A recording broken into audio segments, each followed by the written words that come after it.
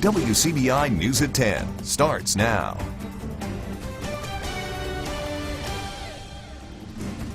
Good evening and thank you for joining us. I'm Riley Livingston. One of the Knoxville County jail escapees is back behind bars. Knoxville County Sheriff Terry Grassery says 20-year-old Jamie Welch turned himself in earlier today. Last Sunday, both Welch and Tremarcus Webb broke out of the Knoxville County Jail by going through the ceiling and walking out the front door. Sheriff Grassery tells us Webb is still on the loose and they are actively searching for him. One man is in the hospital after an early evening shooting. The Tupelo Police Department responded to a call around 7:45 last night on Martin Street. A man had been shot during an alleged domestic violence situation. The victim's condition is unknown at this time. The apparent shooter is cooperating with law enforcement as they continue to investigate the incident. Residents in Baldwin are without natural gas after a major line was cut this afternoon. Crews are working hard to get service restored. They will be going to each home, shutting off the gas meters and fixing the cut line. Once the line is repaired, crews will then revisit each home and turn the meters back on and make sure they have gas. The disruption is affecting around 1,500 customers. Authorities are searching for a 21-year-old man responsible for a shooting spree across two neighboring parishes that left 5 people dead on Saturday. Detectives are looking for Dakota Terrio, who was wanted for the first-degree murder, illegal use of weapons, and home invasion. At around 9 a.m., deputies with the Livingston Parish Sheriff's Office were sent to a trailer park in reference to a homicide. Investigators learned 3 people were killed in the shooting. Shortly after that report, authorities in Ascension Parish said detectives were investigating a deadly shooting at a residence near Gonzales, where 1 person was killed and another one was in critical condition. Authorities provided an update just before 2 p.m. that said the second person in the Gonzales shooting had passed away. The shooting victims were identified as 50-year-old Elizabeth Terriot and her husband, 50-year-old Keith Terriot.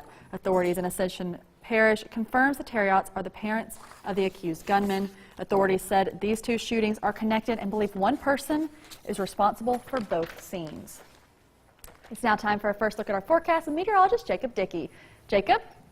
Hey Riley, we are enjoying a quiet and clear Saturday night. Temperatures out there have fallen into the 40s, even the 30s across the area. 34 right now in Columbus with light to calm winds across the area. I expect that to continue overnight. Radar looking dry out there this evening in our area. There are some showers off to our southwest and some rain off to our north, even some snowflakes into the Great Lakes region. We're going to be watching for this Arctic front to come diving into our direction here. That's going to be a Monday night into Tuesday time frame when we watch this front approaches. As it passes on through, not only do we get some cold air, but we also will be watching for some snow. I've got details on that coming up in just a bit. Thanks, Jacob. Mississippi's Lieutenant Governor Tate Reeves took time today to honor those who serve. Reeves attended a law enforcement appreciation dinner in Houston. He served as the featured speaker at this dinner. Houston's First Pentecostal Church put the dinner together. The church invited first responders from Houston and Chickasaw County for the delicious meal. Former volunteer firefighter Scott Murphy says the annual dinner is a great way to celebrate deserving people at a time when they are most needed. We just feel like a lot of times these guys don't get the recognition that they should. They spend a lot of long hours.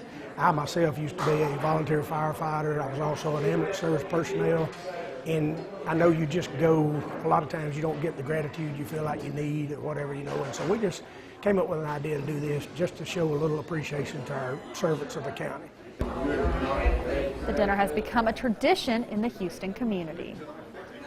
The North Mississippi Symphony Orchestra held a very special concert for some very special people. This weekend, WCBI's Chad Groening has more.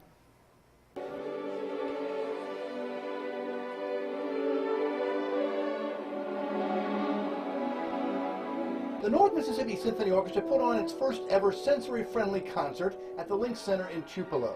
It was designed to provide a relaxed environment where people with autism and sensory sensitivities could come with their families. Brittany Cuevas is Executive Director of the Autism Center of North Mississippi. She says this was a great way for families to get out and attend a public event. They don't know what the child that has autism might do, if it's too loud, sensory overload could happen. And so those families, they really need a safe space to go to feel like, you know what, it's okay if we need to get up, we need to move around, we need to run up and down the aisle. And what an incredible opportunity that they have to come today to encounter, wonderful music, just a gift to this community, and they can participate and feel comfortable and not isolated. A lot of times these families will be isolated because they're, they have anxiety going out in public because there can be a lot of unknowns. Lisa Martin is executive director of the North Mississippi Symphony Orchestra, who has an autistic child. She says this weekend's event was less formal than a typical concert. Some of the accommodations that we've made, we've shortened the concert from a typical concert. It's going to be about 30 minutes. The lights will remain at a constant level, a low level, and then we're just taking the volume down slightly, taking some of the hard percussion noises out so it doesn't frighten children. The musicians know to expect sound from the audience, which is something they've never experienced before. One thing that we teach at the Autism Center, we really do a lot of social skills training. And so a lot of times these kids might not really see the point in socializing and developing relationships with their peers. Martin says that is why she is glad the North Mississippi Symphony Orchestra could help. I personally believe in the power of music. I myself have a 12-year-old son on the autism spectrum. This will be our first concert together as a family. So we know that the need is out there. We know that the need is great. And we really wanted to provide this opportunity to those families who've never had that experience before. So we're really excited. Chad Groening, WCBI News, Tupelo. The North Mississippi Symphony Orchestra's next concert at the Link Center will be on February 23rd. A few area teachers were recognized in a big way. We'll have more on that after the break. Earlier today, MSU's world-class teaching program recognized several area teachers who recently received their national board certification. The event took place at the Fellowship Place in Starkville. Lowndes County had 5 teachers recognized. Our Cash Matlock has more on what educators say motivated them to get certified. We feel that they need to be celebrated. This process is something that takes a long time. It is not easy, but it's definitely doable. Well, Tina Schultes is the director for MSU's world-class teaching program, and she's talking about area teachers working to get their national board certification, a process that could take up to 3 years to achieve. You can choose to do it in 1, 2, or 3 years, and then after you get your scores, if you did not certify, you have 2 more years that you can be a retake. So it was kind of tough, and it is time-consuming and intense, but it's worth every bit of it. I did take 3 years to do mine, and that helped a lot. Some people did do it in a year, and congratulations to them who passed it and did it in a year, because that's wonderful. And you may ask, why would teachers want to put themselves through something so challenging? They have a $6,000 stipend for teachers that are national board certified per year, as long as they hold their certificate. But money isn't the only motivator. Educators say it's all about the betterment of the students. It's definitely made me a better teacher. It's helped me be more reflective, helped me articulate my thoughts a lot better to other teachers and non-teachers alike. It's helped me really plan for lessons a lot better and with individual students in mind. Knowledge is important. The more that we can enhance our lives as teachers, we have the ability to enhance the lives of the children that we teach every day. The process itself asks you to evaluate everything that you do in the classroom and to make sure that there's a purpose for it, because we want our teaching to be purposeful for our students. And if there are teachers out there currently debating on whether or not to get certified, the recipients of this year's honor all had one thing to say. Absolutely, you should do it. It's hard and it's intense, but it's not impossible, and you have lots of support, especially with the world-class program. If you really want to make a difference in your classroom, you need to contact me about doing national board certification. In Starkville, Cash Matlock, WCBI News. Caledonia High School was actually one in 73 schools across the nation to have 4 teachers recognized. Hey, look at these nice warm temperatures on Monday. Upper 50s and low 60s. Can you believe it? Monday night into Tuesday, things are going to change big time thanks to a cold front. We're talking accumulating snow. I've got all the details for you coming up after the break. WCBI First Alert AccuWeather Forecast with meteorologist Jacob Dickey. We are seeing a dry and quiet night out there. Temperatures have fallen into the mid-30s out there, 35 in Winona under a clear sky. We will not go much lower than where we are now. I'm expecting low to mid-30s out there under a mostly clear sky. We may see a few clouds overnight, but nothing of concern. As we head into our Sunday, then temperatures are into the upper 50s for many of us under lots of sunshine with light variable winds between 0 and 5 miles an hour. The high will be 58 in Columbus on Sunday, 55 in Amory, Tupelo at 54. We'll get to 56 56 in Winona, 58 also in Louisville. As warm as we are Sunday, then look at this. Monday, we're in the low 60s across part of the area. I got 61 in Columbus and in Starkville, as well as in West Point, 59 in Tupelo, 61 in Eupora. But that's going to change for us as that front comes in. Now, we've been talking about snow. This is what an ideal setup looks like. When we're talking those big snow events in our area, we like to look for a low to slide down the coast of the U.S. here to our south, bringing in Gulf moisture from the south, pulling in cold air from the north. That's when we get the big time events in our area. This one's a little different. On Tuesday, a Arctic front is diving into our area, but what very well may help to make up for the overall lack of moisture is south winds aloft, which could bring some of that moisture back. And that's why we're talking about that event coming up here. Here comes that front diving on in here Sunday. It's taking its way through the plains by Monday afternoon. Then that front just off to our north and to our west. Seeing some showers on with it here as it moves on in. As it pushes into our area, we'll see some rain moving after supper time. By 8 o'clock, that rain, I think, makes it into the Golden Triangle. And then that change over to snow happens. Notice here, by 11 o'clock, starting to see snow through Tupelo and Grenada. A Monday night event into Tuesday morning is what it's looking like now. 3 a.m. still dealing with snow across West Alabama and parts of areas south of US 82. And we'll push the snow out then by 6 a.m. or so, I think, which maybe looks a little better for long term, but still is going to cause some problems for our Tuesday morning commute. We're thinking the range here looks like from 0 to 2 inches, and that's going to be our overall range area wide. Some folks will see none. Some folks are going to see 2 and very well may see more than that. We're going to have that time be from 9 p.m. Monday until 9 a.m. Tuesday, just for an account and a little bit of changes, but may very well be 11 p.m. till 6 a.m. Really thinking that snow is possible area-wide, but the big concern is going to be with cold temperatures. Some black ice may become an issue Tuesday. Look at these travel impacts here. I think because of that, we'll call it medium on our scale. Some slushy roads could freeze as we head to Tuesday morning.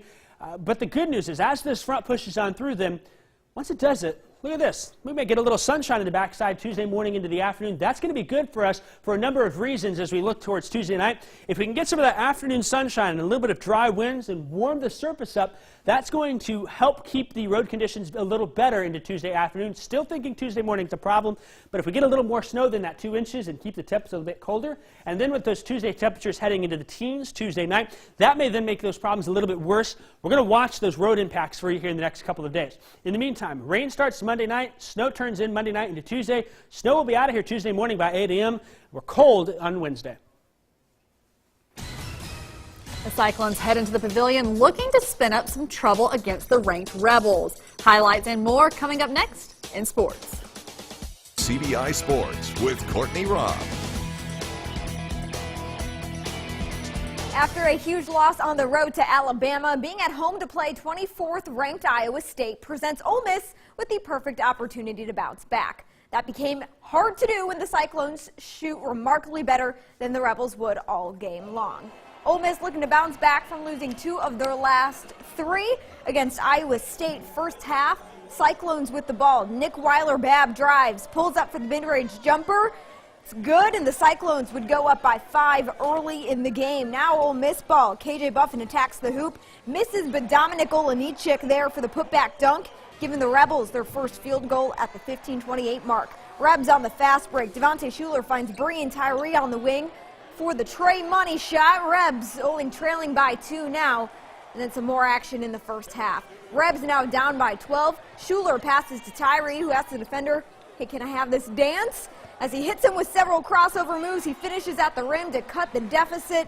And nearing the end of the half, the Rebels make a push to get back into the game. Schuler with the jam on the break. The students are thrilled and loving it. Following a rare Iowa State miss, Terrence Davis going coast to coast makes the layup before losing his balance. But hey, it didn't matter. He got the shot to go, so that's what they needed. But every time that the Rebels score, Iowa State had an answer. Here, Tyrese Halliburton going to throw a no-look pass to Michael Jacobson, wide open in the paint. The Cyclones are leading by 9. And the Rebels with the ball. Schuler swings the ball to his main man, Tyree. Drives and uses the rim as a shield, making the reverse layup. The Rebels cut the deficit to just 3 points here after Devontae Schuler finds Terrence Davis for the fast break corner 3. The Rebels go into halftime down by 5, but Iowa State would not let up. Tyrese Halliburton loves the no-look passes. He throws his second one of the game, finding Lyndall Wigington for the 3, putting the Cyclones up by as much as 16. Now Breein Tyree responding. He drives and scores the and one bucket. But it was too much of the Cyclones today for the Rebels to handle. This play pretty much sums up the game. Bab Wheeler has the ball, drives, throws the alley-oop to Cameron Lard, who slams it in. Ole Miss goes on to lose with a final score of 87-73. Tyree leading the way with 22 points in the tough matchup. WCBI Sports' newest reporter, Chris Bolton, reports from the Pavilion with more. Thanks, Courtney. Tough day for the Rebels as they came up short against Iowa State. Defense was the problem as they just simply couldn't buy a stop against the Cyclones. Guard Devontae Schuler, he tried to spearhead the defensive effort, got a steal towards the end of the first half that led to a nice fast break jam, but it just wasn't enough. Iowa State shot a staggering 69% from the field and also had 46 points in the paint. Now, Coach Kramer Davis, he threw in some zone looks to try to get Iowa State off balance, but it just didn't work. Now, Coach Davis and guard Brienne Tyree had this to say about Iowa State's execution on offense against their defense today. We just had a lot of defensive breakdowns.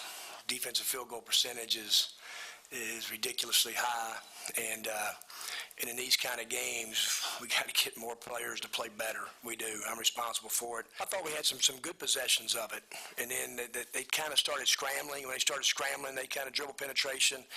They just don't miss many shots. Today they just shot this percentage. They were getting into the corner, and you get into the corner, you got a little open slot while we rotate our defense, and they were making shots 69%. I mean, that's unbelievable. Next on the slate for the Rebels, they'll be taking on Florida. That game will be on Wednesday at 5:30, and then Saturday, it's the rematch. Ole Miss will be taking on Mississippi State. Now, the last time these two teams played each other, Ole Miss won by 3 points, so it's a rivalry game, sure to be another good one. But for now, reporting in Oxford at the Pavilion, Chris Bolton, WCBI Sports. Back to you, Courtney. Thank you. A great report by Chris Bolton. Well, if it seems like baseball season is still far away, think again. The Bulldogs return to the field to begin preparing for the upcoming season. Hear from first-year head coach Chris Lemonis coming up next in sports. Stick with us.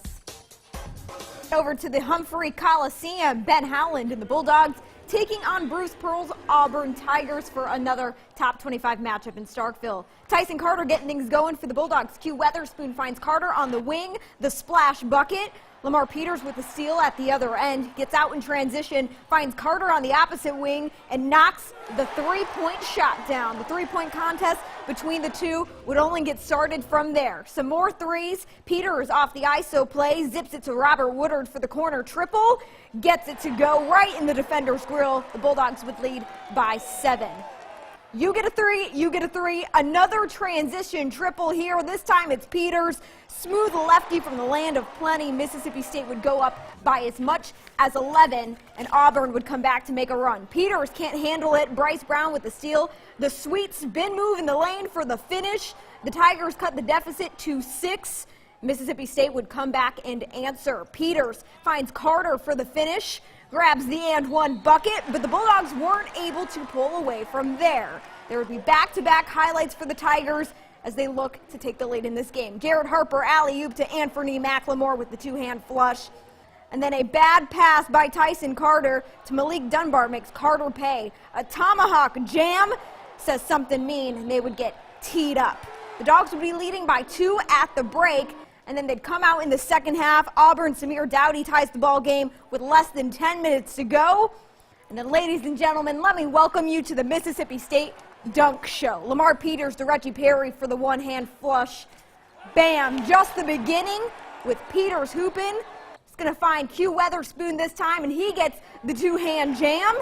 Auburn still trying to find an answer back. They get the loose ball stripped by Q Weatherspoon, and all only for the cockback jam. Number 22, Mississippi State, snaps the losing streak with an upset to number 16, Auburn. Next up, the Bulldogs hit the road to play Alabama on Tuesday.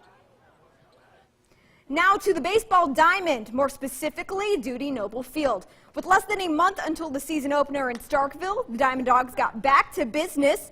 Over the course of the past 4 years, MSU baseball has seen plenty of changes, but winning has been a constant. And the expectations of winning this year are not any lower. You could tell the returners are definitely on a mission, and you can definitely tell that the younger guys and the new guys are on board. And so that's a great feeling.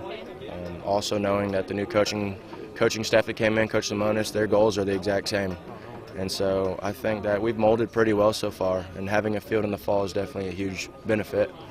And so I think everyone's goals are the same right now, and everyone's definitely, they want that taste again, but we want to eat the whole plate. For us, that's in the past now. We've moved on to this 2019 season, and last year we didn't win it.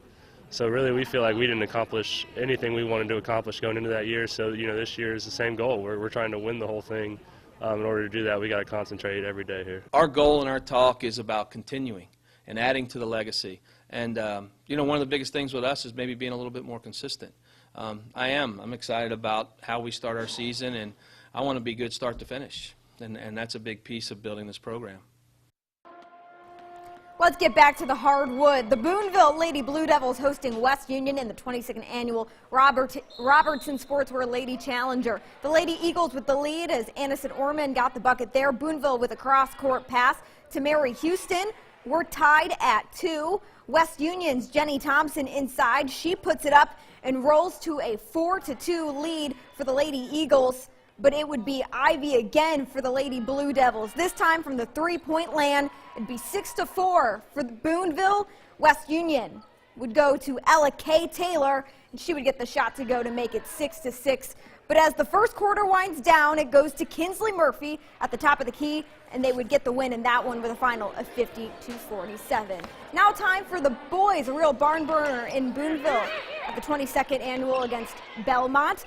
Third quarter, they would be up by 39-30. The pointer by Lauren Elliott. The lead was 40-37 after that. The Lady Cardinals fought back to fourth quarter. Cassie Grimes, nothing but net for that one. And Grimes would later tie it back with a 43-43 time bucket. Belmont would take the lead as Macy Walker gets the inbounds pass and takes it to the hoop to get a couple more points for Belmont.